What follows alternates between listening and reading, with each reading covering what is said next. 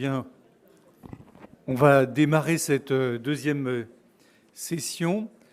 Donc, je suis Georges Pichereau. Je remercie les organisateurs de m'avoir invité, particulièrement Anne Tonelli et tout l'ensemble des organisateurs. Et puis, on va, en articulation avec la précédente conférence, parler autour des espaces virtuels. Et s'il y a bien une adaptation, une vicariance, c'est bien dans ce domaine-là. Donc, en fait, c'est intéressant qu'on associe les deux tables rondes. Alors, donc, je vais présenter d'abord Stéphane Bloco, qui est un spécialiste en sciences de l'information et de la communication, qui va nous parler, en fait, dans ce programme Vivre et se construire au-delà du corps abîmé, des jeunes face à Internet et au monde virtuel, quelle mutation identitaire. Donc, Stéphane, c'est une habitude qu'on travaille ensemble, donc, puisque on a réalisé pour le groupe pédiatrique que j'anime, la Société française de pédiatrie, un certain nombre de recommandations pour l'usage des écrans auxquels il a participé. Donc, on te laisse la parole exactement pour 20 minutes, 25 minutes, 25 minutes, ça te va? Bon, voilà. Merci Stéphane, je te ferai un petit signe dès que tu dépasseras le temps. Bon, bonjour à tous et à toutes. Alors je suis vraiment honoré, puis c'est toujours un challenge de passer après une légende. Donc c'est encore plus difficile pour moi de prendre la parole. Merci à tous ceux qui m'ont invité, Dr Lacoré qui a permis cette intervention. Alors effectivement, je travaille depuis 15 ans maintenant, je faisais le compte, sur la question brûlante d'un mot un peu devenu commun, bateau, celle des digital natives. Parce que quand tu as dit ça, tu as tout dit, hein, ceux qui sont nés avec le numérique. Alors d'ailleurs, pendant que le professeur parlait, je regardais un petit peu la composition de la salle. Du digital native, avec tout le respect que je vous dois, hein, bien entendu. Voilà. Donc évidemment, ça ne va pas être le cas. Mais oui, on a déjà éclusé les générations X, les Y, les Z, et puis les chercheurs ont tapé un petit peu bas dans l'alphabet, comme vous avez compris. Hein. Donc un astucieux chercheur australien a changé de gamme, hein, puisqu'on est passé désormais, depuis 2010, vous le savez, sur les alphas. C'est comme ça qu'on les appelle, les alphas, changement d'alphabet. Bon, petit problème, c'est qu'il faudra peut-être sauter une génération parce qu'en grec, voilà. Donc effectivement, les suivants, ça ne va pas être possible. Donc, on est bien d'accord que ces générations, il a fallu les qualifier, il a fallu les nommer et il a fallu surtout essayer de les cerner. Pourquoi? Parce qu'on a longtemps parlé d'une fracture, la fracture économique, numérique, et puis bien sûr, elle s'est résorbée avec désormais des questions de fracture générationnelle. Ça ferait une différence, ceux qui sont nés avec et ceux qui sont nés sans. Alors, eux l'ont depuis le berceau. Ça, c'est quelque chose qui m'intéresse comme expression, puisque je l'ai beaucoup entendu. Mais tu sais, ils l'ont depuis le berceau. Moi, je remonterai un petit peu en amont, puisque j'ai vu dernièrement un très beau concours d'échographie en ligne, où les mamans mettaient leurs échographies en ligne et on votait pour le plus beau bébé qui n'est pas encore né. Donc ça, c'est important. Hein. Et puis, des petites choses délicieuses comme ça, où avec l'échographie du 5e mois, vous la mettez en ligne et on vous renvoie votre bébé imprimé dans un petit cube en 3D. Si à poser sur la cheminée. Vous allez repartir avec plein d'idées cadeaux, hein, je vous promets. Donc avec évidemment une précocité et puis la technologie qui vient vous saisir, on l'a vu presque in utero, hein, où ça y est, vous êtes déjà tweeté, followé, hashtagué, forwardé et tu n'as pas encore poussé ton premier cri. Alors c'est précisément cette précocité du numérique qui me passionne, qui me questionne et j'ai la chance en plus d'appartenir un prestigieux laboratoire des arts et métiers à l'ENSAM sur Laval, où d'ailleurs on a reçu récemment le professeur Berthoz, où on travaille, nous, sur la question de la réalité virtuelle.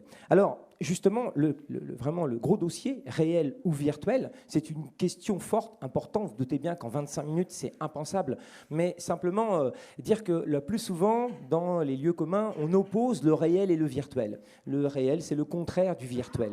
Je vous invite d'abord à briser cette opposition et puis à aller lire les travaux de Lévy ou de Deleuze pour essayer justement de sortir de ce schéma simple de le virtuel, ça y est, c'est un espace qui est contraire au réel. C'est aussi quelque chose de très fort quand on veut appréhender la question du virtuel, c'est de faire sauter ce tout premier verrou. Alors, réel ou virtuel, on ira voir que les mondes virtuels immersifs, ils sont extrêmement prégnants aujourd'hui et encore une fois extrêmement précoces, parce que c'est ce qui m'intéresse. Et cette précocité de l'immersif, on est allé, nous, la tester auprès de très jeunes enfants. Parce que j'ai vu beaucoup de travaux, et puis tous ceux là, par exemple, qui ont été présentés tout à l'heure, où à chaque fois, ça démarrait à 6 ans.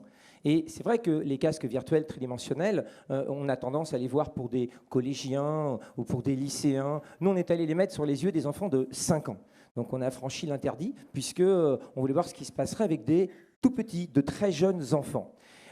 Deuxième point, mais celui-là, je vais le raccourcir, puisque, évidemment, là, je ne suis pas dans ma chapelle, je suis un infocomiste, je n'appartiens pas au domaine de la santé, et bien sûr, vous aurez la question de la cyberdépendance traitée de façon conséquente, juste après moi. Simplement, moi, c'est le petit lien avec le public jeune qui m'intéresse. Oui, je fais des grande séquence pédagogique avec les jeunes. Je comptais, j'en ai vu 150 000 sur les 15 dernières années. Ça m'a effrayé quand j'ai fait le compte. J'arrive d'Annecy ou encore là cette semaine, j'en ai vu plus de 1800. Donc vous imaginez, dans des grandes séances en amphi, on met 400 élèves de 4e. Vous qu'en avez un à la maison, que c'est déjà l'enfer. Donc là, c'est 400 dans la même salle, les tout neufs, les contemporains, ceux qui au bout de 45 minutes ont déjà décroché. Et la séance, c'est 2 heures. Donc, alors évidemment, ce challenge universitaire, parce qu'avec des étudiants, vous savez, c'est pas quand même la même donne. Donc évidemment, j'aime beaucoup aller au contact direct. On verra que ça me sert à aller essayer de saisir cette question. Alors moi, j'ai beaucoup parlé des 35 heures numériques. 35 heures numériques dès la 4e. Est-ce que c'est vraiment raisonnable? Et puis, cette génération, j'ai essayé de la comprendre. Et puis, évidemment, plusieurs points avec des questions fortes, notamment sur leur modalité d'accès à la célébrité. Est-ce que cette persistance de la célébrité, de la trace numérique, elle est encombrante? Comment ça va se passer une fois adultes?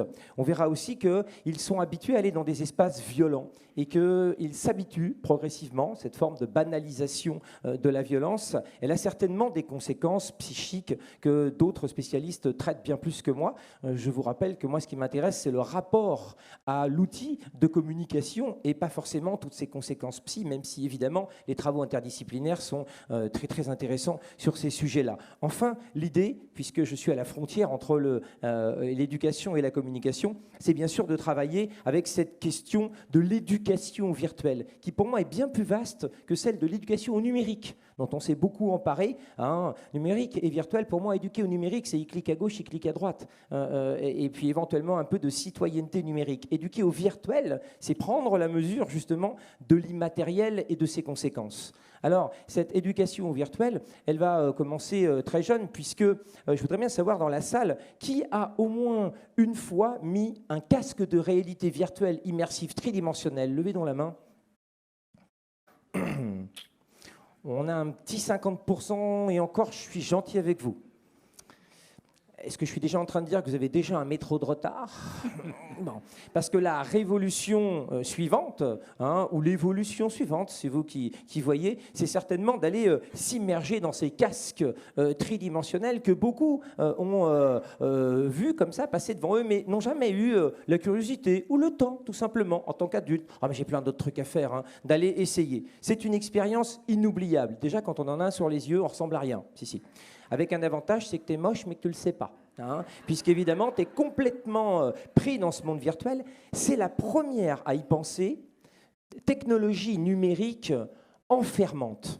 Et oui, toutes les autres, en fait, étaient ouvertes sur l'extérieur. La tablette, ouverte sur l'extérieur. Le portable, ouvert sur l'extérieur. L'iPhone, etc., n'importe quel outil numérique est ouvert vers l'extérieur. Vous allez me dire que c'est très accaparant sur l'attention. Vous avez raison. Il y a eu plein d'expériences faites sur l'accaparation de l'attention. Il n'en demeure pas moins que quand tu es dans le bus, tu sais qu'il y a une grand-mère à côté. parce que ton œil là, rotatif fait que tu as repéré la grand-mère, hein, mais en même temps, toi, tu es sur ton portable. Donc c'est ouvert vers l'extérieur, tu es encore en contact avec les humains. Quand tu as ça sur les yeux, c'est fini, la rupture, elle est totale. Tu es complètement coupé du monde des humains, et les seules interactions que tu auras avec eux, ça sera par le truchement d'avatar. Mais cette nouveauté-là, peut-être qu'on ne l'a pas assez souligné, en tout cas sur ses conséquences immédiates. Quand tu es parti dans ces moments virtuels immersifs, tu vas aller très très loin, hein. C'est-à-dire que ça ressemble un peu à ça. Pour celui qui n'a jamais essayé, ça ressemble à ça. Donc toi, tu dessinais avant avec un papier crayon, un peu ringard, hein. Moi, à la maison, j'ai une salle spéciale pour ça, 3 mètres par 3 mètres, avec un HTC Vive Pro. Et à l'intérieur, quand on dessine, la sensation est unique la première fois. Tu es complètement coupé de l'espace extérieur. Tu vois simplement du noir autour de toi. À perte de vue, ton illimité, c'est du noir. Donc ça fait un peu peur au départ. Et puis après, dans cette structure à laquelle tu t'habitues beaucoup, tu vas bouger complètement, tirer de nouveaux gestes, avoir la peinture qui tient en l'air. C'est magique. Il n'y a plus d'effet de gravité. C'est vraiment féerique sur les premiers rapports à l'outil. Donc vous voyez, on est toujours en train de fustiger la réalité virtuelle, donc c'est dangereux, tout ça, etc. Mais c'est aussi un bel espace de créativité et d'innovation. Donc on peut dessiner, créer des modèles, etc. Tirer vers la peinture vers soi. C'est un beau moment de vie. C'est également du mouvement, puisqu'on peut animer, mettre de la neige artificielle, etc. Et puis, évidemment, tu as l'impression d'être en avatar au bout d'un moment. Puis tout à coup, ça s'arrête et en fait, tu es dans la cuisine face à ta mère avec des nouilles. Ah oui, parce qu'il y a quand même ton réel. C'est pas parce que tu as un casque magique que tu vas éliminer ta mère et les nouilles comme problématique quand même, hein. Alors, c'est vrai aussi que le réel qu'on offre aux jeunes, ils ne sont pas égaux face à ce réel, vous le savez bien. J'arrive d'Annecy, je me dis à chaque fois, quelle belle ville. Donc évidemment, autour de toi, en partant le matin, les montagnes enneigées, etc. Et puis il y a des endroits moins chouettes quand même pour vivre, où évidemment la réalité de l'enfant, ça sera beaucoup de béton, un tout petit appartement et 5 frères et sœurs à partager dans le même espace. Donc évidemment que ce réel, il donnera peut-être beaucoup plus envie de refermer le casque et de repartir dans l'endroit magique plutôt que d'aller chausser les skis, sachant que c'est un privilège. Alors évidemment aussi que nous on a fait cette expérience forte, hein, importante, et qu'on est allé essayer des engins incroyables. Oui, les casques virtuels c'est bien, mais nous on est déjà passé au harnais virtuel immersif tridimensionnel. On a des possibilités de conduire des engins incroyables. On a même un bassin dans lequel tu peux nager avec des dauphins virtuels, avec un casque étanche. Donc on voit bien que tout ça va aller très très vite et que de nouvelles formes de réalité vont s'imposer rapidement. Alors on a fait quelque chose d'assez intéressant, je vous l'ai dit, c'est qu'on est allé prendre des tout petits. Alors des tout petits, c'est 5 ans quand même, hein. Ça ressemble à ça, c'est pas gros, hein. Donc oui, ça frôle le documentaire animalier quand même, hein, pour le scientifique. Donc c'est super complexe à gérer, à manipuler, hein. Ils ne savent pas lire, tout ça évidemment, 5 ans. Et puis avec eux, on est avec un protocole et puis des étudiants, bien sûr, parce que le professeur tout à l'heure a précisé ô combien ils sont précieux, ces étudiants, dans nos recherches scientifiques. Eh bien, on est allé les immerger. Alors évidemment, on les a immergés, puis on voit que très rapidement, ils sont très à l'aise en fait, avec aucune mise en condition. Ils vont très rapidement bouger là-dedans et puis se déplacer. Et puis alors, vous voyez à gauche, c'est ce qu'ils voient. Donc il y a un petit chien, un robot, et puis on se balade là-dedans, puis le petit chien robot dans la montagne, on va pouvoir jouer avec des bâtons, donc ça y est, il ramasse les bâtons. Je vous rappelle que pour ramasser les bâtons, il est déjà en train d'appuyer sur une gâchette, maintenir la gâchette appuyée, relever la main, jeter le bâton, et que ces gestes-là, ils sont venus de manière intuitive. Et puis, bien sûr, ils vont se promener comme ça à l'intérieur, et puis après, ils vont aller dans un laboratoire. Alors, ils ont appelé ça la cuisine, hein, très rapidement, et puis il y a là-dedans un robinet, etc., plein de choses, des allumettes, et puis à la fin, on a débriefé avec eux. Alors, débriefer, ça donne ça, hein, voilà. Donc, on a débriefé avec eux, et puis alors, et qu'est-ce que tu as fait? J'étais dans la montagne, et puis les petits chiens, puis les pas de poils, etc. Et puis après, j'étais dans la cuisine, et puis après, j'ai ouvert le robinet. J'ai pas refermé le robinet. Il y en a un qui s'est tétanisé comme ça. Oh, mais j'ai pas refermé le robinet. Alors, il a couru vers le siège. Qu'est-ce que tu fais? On repart, on retourne. On retourne où? Dans la pièce du monsieur. Mais pourquoi? Parce que c'est grave. C'est une bêtise. C'est très grave. Et là, vous voyez que nous, on a beaucoup moins ri, puisqu'évidemment, des formes un peu de dissociation entre le réel et le virtuel sont déjà marquées, c'est-à-dire que oui, la cuisine existe, oui, il y a bêtise, oui, la bêtise est conséquente, et oui, la pièce va se remplir d'eau, il faut donc aller agir. Vous dites ça à des élèves de CP, CE1, on a déjà franchi un autre stade, et immédiatement, ils vous font « non, c'est pas une vraie cuisine ». Donc la question que nous, on s'est posée avec la Fondation pour l'enfance, qui a sponsorisé tous ces projets, ça a été très rapidement de se dire jusqu'où et à quel moment, à quel âge on pourra déterminer que l'enfant, ça y est, il a compris que c'était une simulation. Alors évidemment, il y a une vraie question, elle est toute ouverte, on était là juste pour débroussailler le travail et on a déjà toutes des équipes de chercheurs en éducation qui vont s'intéresser à cette question forte de à quel moment raisonnable on peut penser que ce casque de réalité virtuelle sera sans conséquence sur le psyché de l'enfant en termes de confusion entre le réel et le virtuel. Alors, ces questions importantes, elles seront aussi liées à la manière dont on va être immergé et combien de temps on va être immergé. Je vous l'ai dit, ce n'est pas mon domaine. Moi, je travaille simplement avec les jeunes et j'en vois beaucoup, je vous l'ai dit, avec un petit questionnaire rigolo et je leur fais passer 2 mots intéressants qui les fait réfléchir, nétaolique et nomophobe. Alors, nétaolique, ils découvrent parce qu'on leur a fait tout le boulot de prévention sur alcoolique, tabagique, et tout à coup, boum, nétaolique. Oh, alors c'est quoi nétaolique? T'es accro à Internet. Ah oui, mais non, au network, ça m'intéresse. Ah bon? Ah oui, le réseau, monsieur. Oui, être accro aux autres, à la connectivité, ça c'est quelque chose de très fort. Nomophobe, vous l'êtes tous de toute façon. Hein. No mobile device phobia, ne plus pouvoir se passer de son téléphone portable. Hein. Et je sais que vous êtes tous en train de regarder en disant, la vache, on capte mal dans la salle.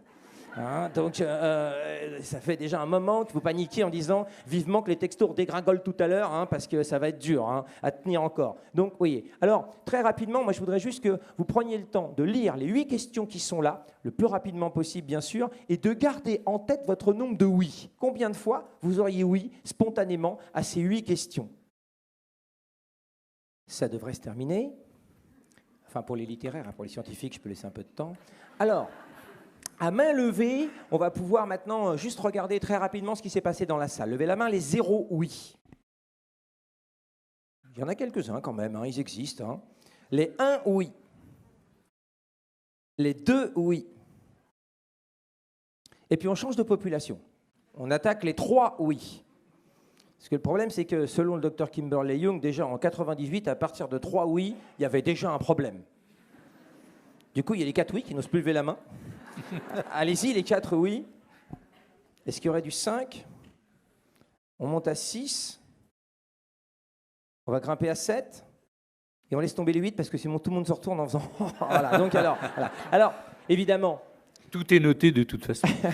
Évidemment, vous aurez compris que le côté scientifique du test, on va le mettre de côté. Hein, mais c'est surtout avec les jeunes un très bon moment de partage, puisque c'est exactement les méthodes que j'applique pour aller parler de cette question du virtuel. Vous savez, vous ne pouvez pas arriver devant des jeunes comme ça en disant « on va vous parler des dangers d'Internet ». Quand ça commence comme ça, tu peux repartir. Ils te regardent en faisant oh, misère. Donc on va parler un peu de cette addiction avec eux. Et justement, ce test, c'est un petit moment de partage pour parler de où est-ce que je me situe. Ton copain, il a 1 oui, 2 oui, 3 oui. Et puis on va embrayer sur la question de l'addiction. Alors oui, déjà, hein, les 7 oui, n'allez pas paniquer. Hein, n'allez pas regarder en rentrant. Je suis nétaolique. Hein, parce que vous savez, quand vous êtes sur Google, il ne faut jamais regarder ce que vous avez. Hein. Il y a toujours quelqu'un qui est exactement comme vous, il était malade, mais lui, il est mort. Hein. Alors, ce n'est pas une bonne idée. Donc, évidemment que ces tableaux, après, nous ont permis de travailler avec la recherche, mais de regarder aussi, de quantifier. C'est notre obsession de quantifier. Alors oui, on aime bien ça, quantifier. On leur fait passer des petits tableaux comme ça, et on demande aux jeunes de s'auto-évaluer.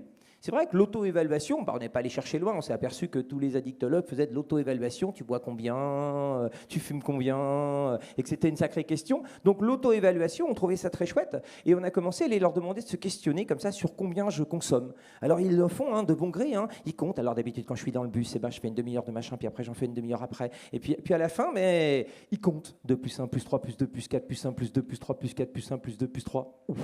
Et puis il y a le choc final de je regarde un peu ma quantité. Quand on leur demande de faire ça pendant les vacances scolaires, ils pètent un câble. Hein.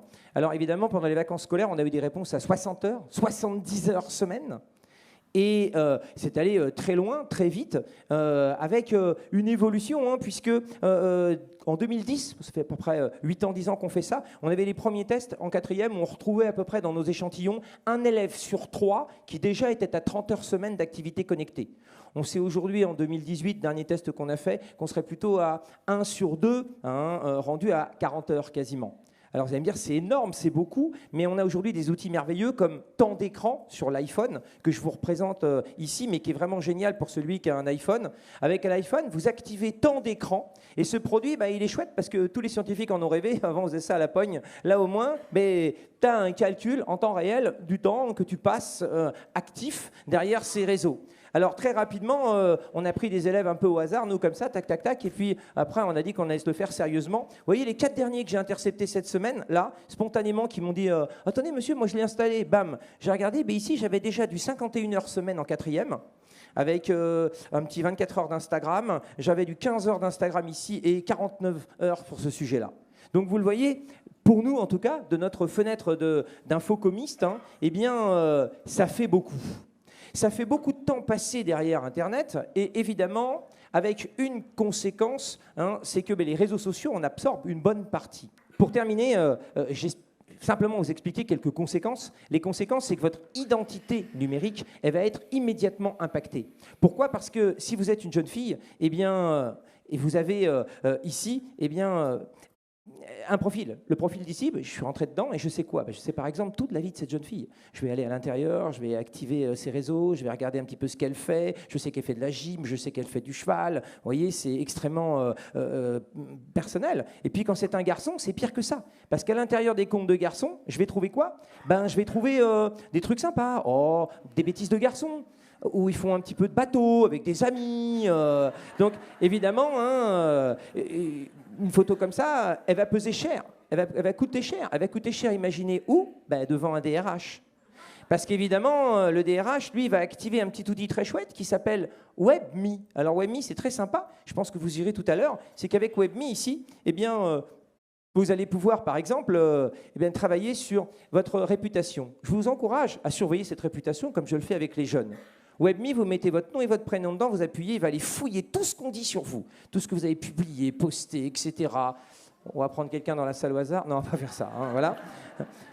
Alors, WebMe et la surveillance de la réputation numérique, ce sont des éléments importants.